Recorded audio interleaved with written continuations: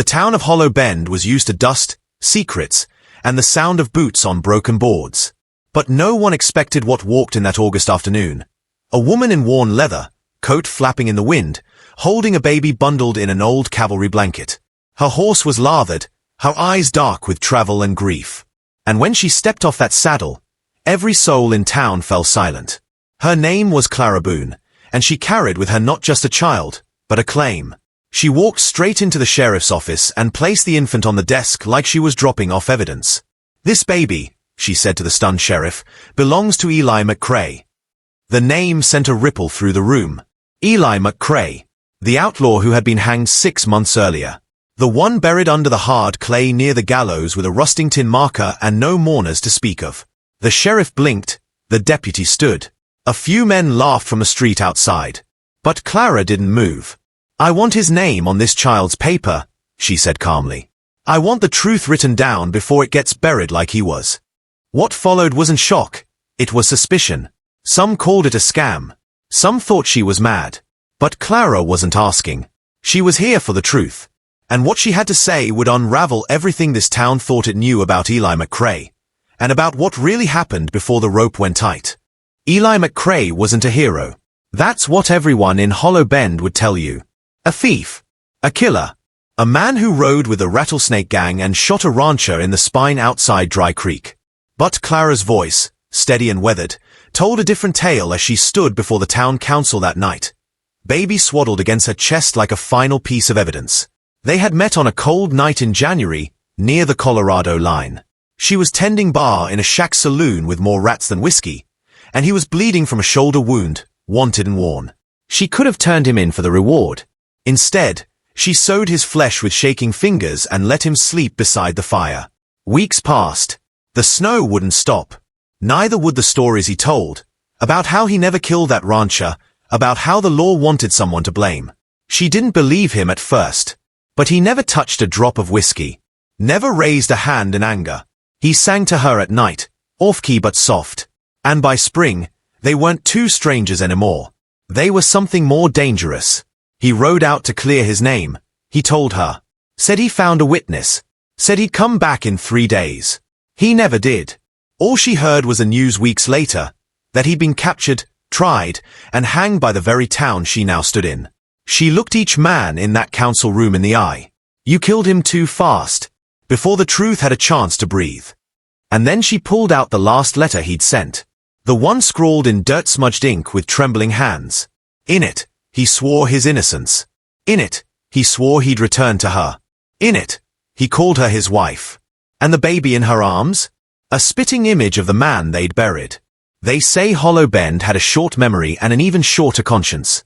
But the moment Clara Boone unfolded that crinkled, sweat-stained letter from her satchel, the town's past came rushing back like a sandstorm swallowing the plains.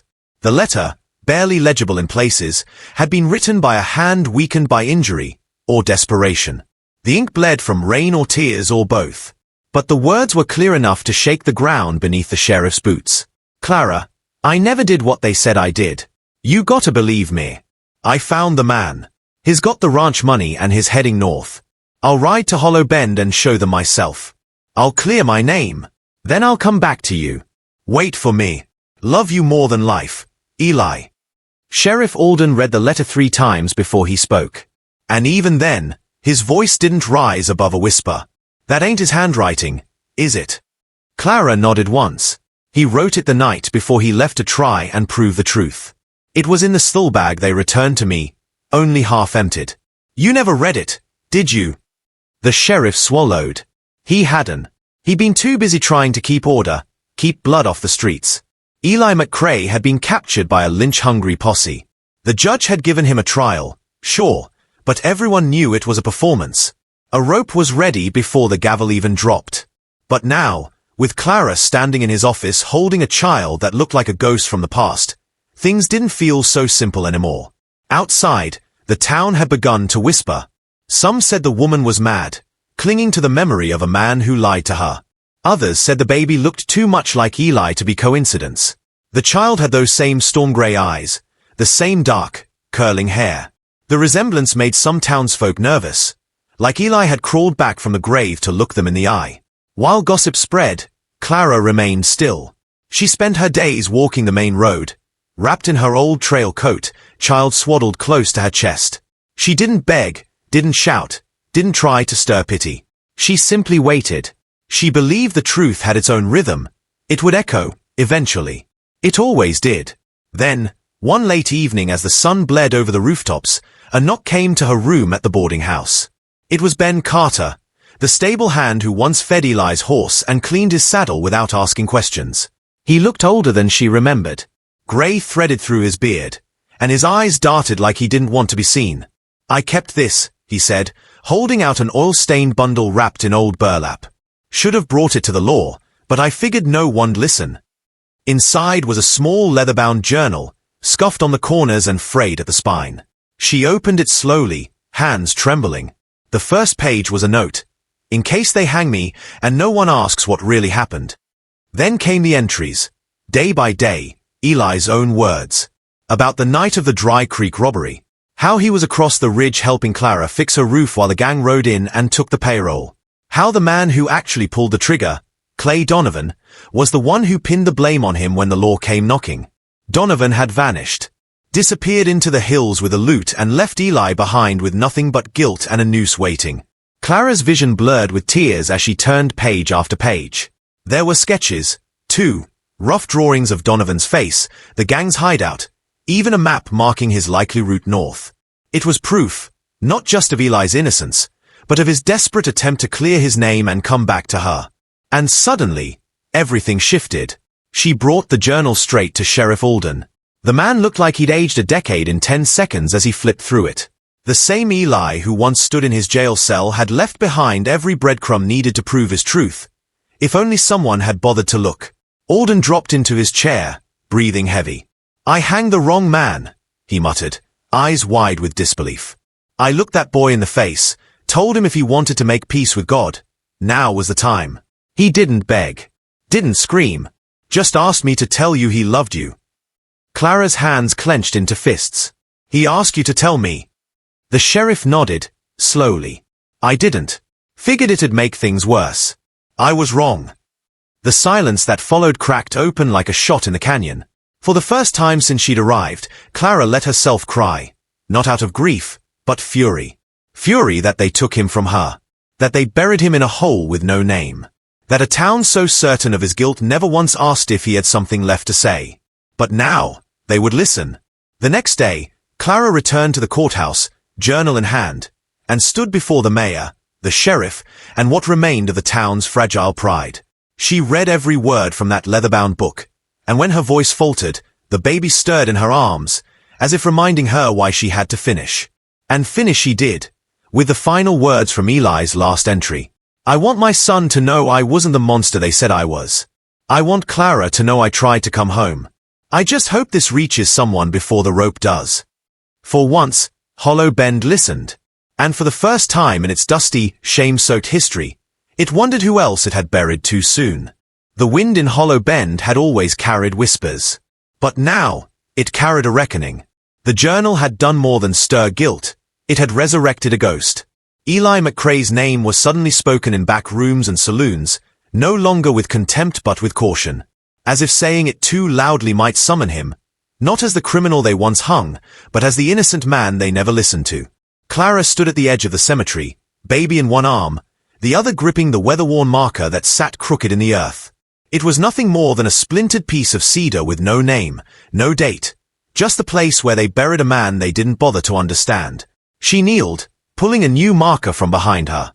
She had carved it herself, each letter burned into the wood with care and pain and trembling hands.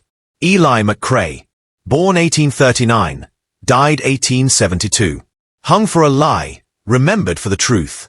A father, a fighter, my only love. The sheriff stood nearby, hat in hand. He hadn't said much since Clara read the journal aloud.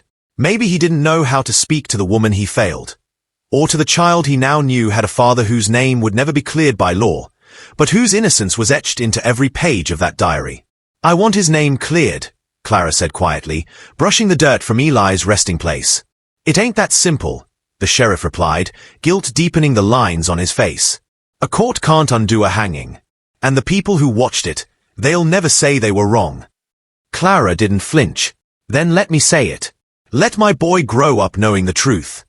He nodded. I'll back you. I swear it. In the weeks that followed, something began to shift in Hollow Bend. Ben Carter came forward and told his side of the story, about how he heard Clay Donovan brag about pinning it all on the quiet one. A few of the older townsfolk admitted they'd always had doubts but were too scared to voice them. The trial had been fast, loud, and fueled by anger, not evidence. The mayor arranged a small hearing, not to reverse Eli's sentence, but to put it on the record. He was wrongly convicted. Clara sat in the front row, the child on her lap wearing Eli's old handkerchief tied loosely around his neck. It was the closest he'd ever come to meeting the man whose blood ran through his veins. As the judge read the findings aloud, Clara felt something inside her begin to exhale.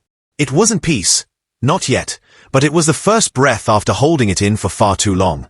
Still, one truth remained. Clay Donovan had never been caught. His name lingered like smoke in the corners of Clara's mind. She read and reread Eli's journal every night, studying the drawings, the map, the trails he believed Donovan would follow. One entry in particular haunted her. He said something about heading for the Bitter Ridge up north. Said he knew folks there who'd keep their mouths shut if the price was right. If I don't come back, look there. Clara stared at that line for hours. And by morning, she made a decision that surprised even herself.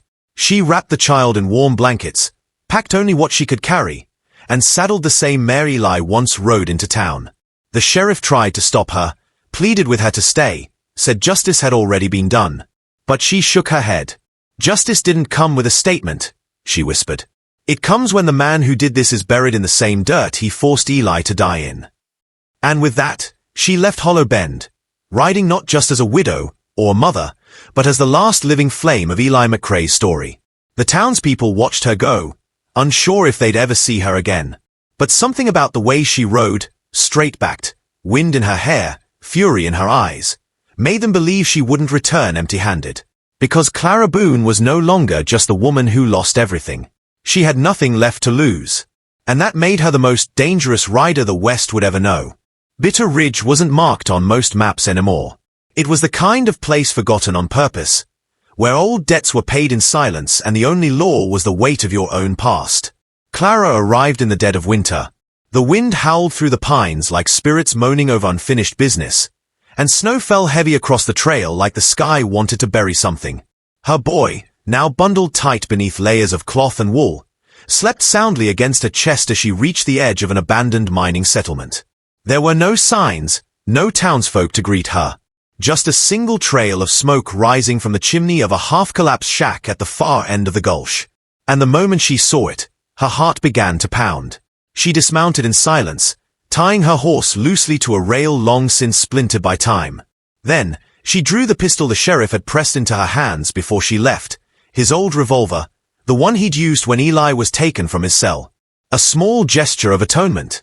She stepped slowly through the snow, boots sinking with each step. No one had followed her. No one even knew where Bitter Ridge was anymore. But she remembered the map in Eli's journal. And she remembered the name. Clay Donovan. As she neared the shack, the door creaked open. A tall, broad-shouldered man stepped into the cold, rifle cradled in one hand, the other resting at his belt. His beard had gone to gray, and a scar cut through his right brow, but there was no mistaking him. It was the face Eli had drawn in every margin of that journal. The face Clara had dreamed of confronting for 3 years. He squinted through the snow. "Help you, Her voice was steady. "I'm not here for help. I'm here for the truth." He laughed. "Lady, you're in the wrong place for that." She took another step forward. "You framed an innocent man. You let them hang him in Hollow Bend while you ran with the money. He had a child. My child." Something flickered in his eyes then. Not fear, not regret, but recognition. He remembered her. Maybe not from the trial, but from Eli's stories. From the time she'd walked into the saloon to slap the marshal for calling her husband a liar. Clay shifted his stance, tilting the rifle slightly. "Eli McCrae was soft," he said. "Too soft for the job. I told him not to get involved with you. But he didn't listen." Clara raised the revolver. "He listened," she said. "He just had a heart. Something you lost a long time ago." He moved quick, but she was quicker. The gunshot cracked through the snow-covered silence like a thunderclap. The recoil jolted up her arm, but her aim was true. Clay stumbled back, clutching his side. He dropped the rifle and fell hard against the porch railing, splintering it beneath his weight. She stepped over him, breath fogging in the cold, revolver still raised. "You're not worth a second bullet," she said. "But you will face what you ran from." Behind her, the sheriff of Hollow Bend emerged from the trees. He had followed her after all. "I figured you'd find him," he said quietly, holstering his own weapon. "Didn't think you'd beat me to it." Together, they loaded Clay into a wagon, the same one that once carried Eli's body to an unmarked grave. But this time, the road led back to Hollow Bend. And for the first time in years, justice rode with it.